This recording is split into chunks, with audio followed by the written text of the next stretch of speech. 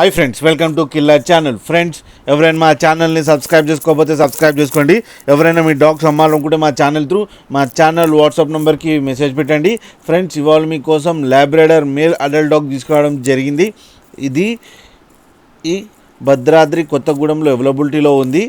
And దీని owner ఏం చెప్పారంటే ఇది 17 months మేల్ డాగ్ అని చెప్పడం జరిగింది. అండ్ ఈ మేల్ డాగ్కి 20,000 రూపీస్ డిమాండ్ చేస్తున్నారు.